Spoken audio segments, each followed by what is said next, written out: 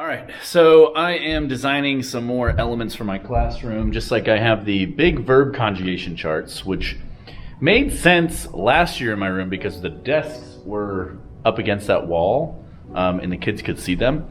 This year it's not as helpful because just of the way my room is set up. And so instead I am designing some new elements with some new shapes just to add some variation. I have already printed out a few that I really like. In hexagons, I wanted to push myself and try new shapes. So right up here are hexagons, and I did attach them with Velcro. So whenever I need to use them for teaching, I can just grab and pull them off. And it's just one, actually these are two. The little guy only has one. And then you just kind of put them back on and you're good to go. So I'm making more of these using the laser cutter that we have in the Innovation Lab, and then using Adobe Illustrator on my Mac to do that. So just to show you kind of what it's like. Some of it's a little tedious. Like right now I have to put the accent marks on, and I have to individually put the accent marks on and move them around, and they're tiny so they don't always play nice, but it's kind of just like this. Like I'm putting this little accent mark around, and you can see I can't just move it because it does that. So I have to like zoom in, and then I can grab this guy and move him about. So I'm just kind of redoing these. I had to make every hexagon just using lines. I asked, actually, this is kind of fun. I actually asked the math teachers the dimensions of a hexagon, like, how long is it from this? And fun fact, it is 6 equilateral triangles. So I was trying to measure this out, basically making triangles, and how do I make this shape, and how do I make this shape fit?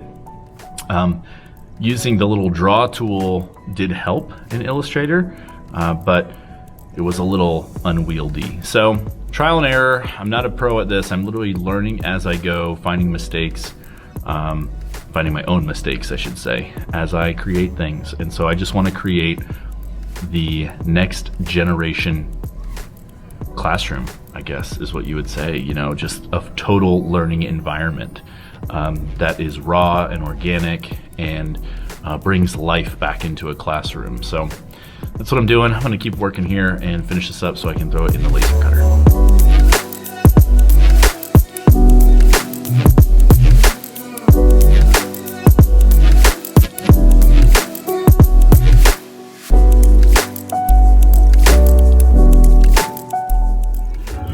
Okay, so here's the fun part, is double checking, because when I first did this, my first attempt, I thought I had spelled everything right and started laser etching it, and I was like, I'm just gonna sit here and check.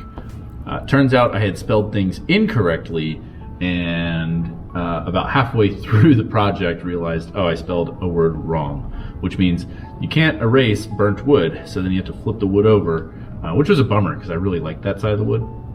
And then I had to go in, fix the word in Illustrator, export it back out, re-put it on the laser cutter, and then try again. So going through this is tedious, making sure that everything is spelt correctly. You don't want to mess that up.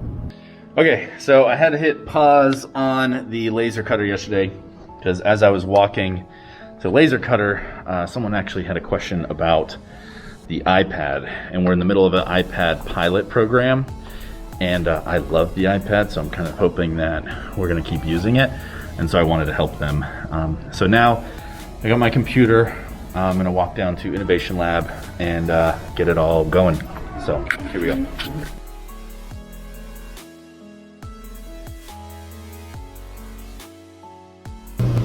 Okay, so I got it all fitting.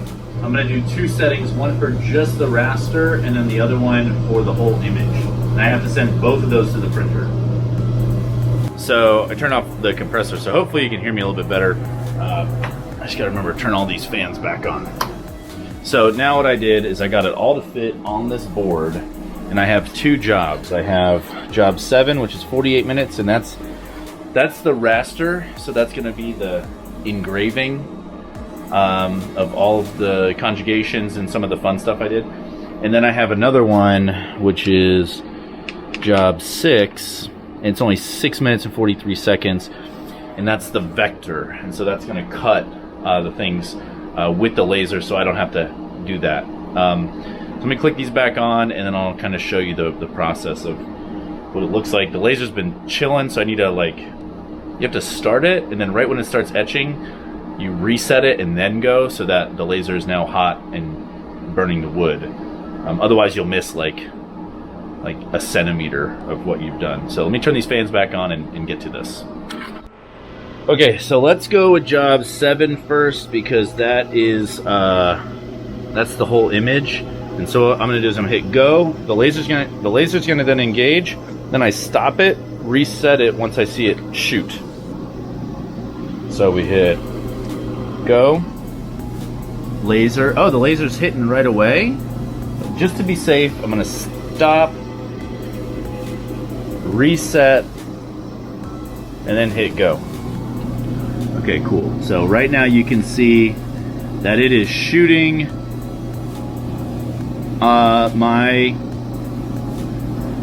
the wood, which is super cool.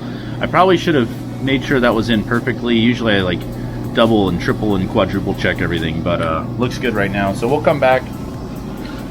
It said this is going to take about 48 minutes, so I have some time, and then the vector is another, I forget, 7-ish minutes, so total time is probably going to be an hour, and then usually I try to vector it again, which is another 7 minutes. So to get a really in-depth verb chart with a ton of hexagons is, an hour and 20 minutes worth of work, and that's doing all the work. So we'll come back, check on the progress. It's really cool. All right.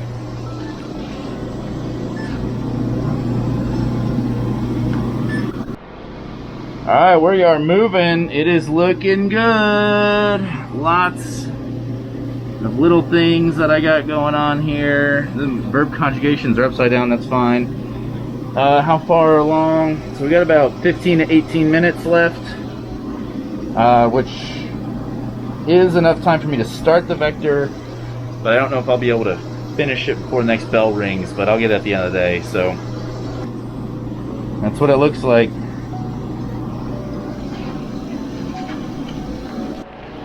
Alright, so we're vectoring. Sorry I missed it, but you can kind of see there's a light in the way. There we go. So it's cutting, making these deeper cuts so that I don't have to cut it, and it's way more precise than I am. So the machine's doing all the work. This takes about 7 minutes, and I'll probably do it twice, which is nice because they actually, the way I set it up is they actually will double cut. So like that line is going to get double cut, which will help right there. See, now it's getting double cut. So this is going to help with the whole process.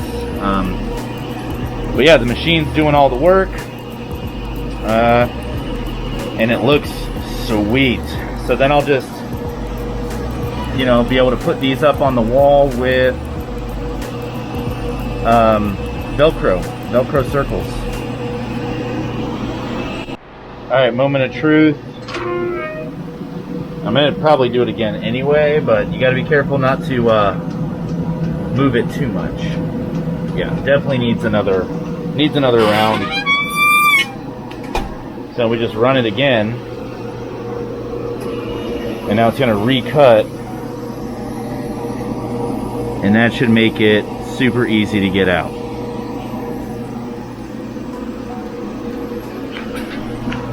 So excited about this. It's going to be awesome. Okay, and here's the final product. I unfortunately forgot to film getting the board from the laser cutter. The only thing I needed to do was briefly just sand down a little bit of the edges, because for the most part the laser cutter did all the work, cut the hexagons out. There's a few that I actually had to get a little violent with and break off of the wood where maybe the laser cutter didn't cut through. I could have vectored it a third time, and that would have made it so much better. That's just how powerful our machine is. If we had a more powerful laser cutter, we'd probably do it on the first try, but we have to laser cut it a few times, do the vector a few times to cut through. They look awesome. I'm so excited about how these are coming out. And like I said, all I needed to do was just kind of sand down with the belt sander the edges to make sure that when I grab these, I'm not getting a splinter. And then I just threw on 2 little Velcro pieces on all these, so you can put them back up. But I'm really pumped about how these look, and thanks for all the support.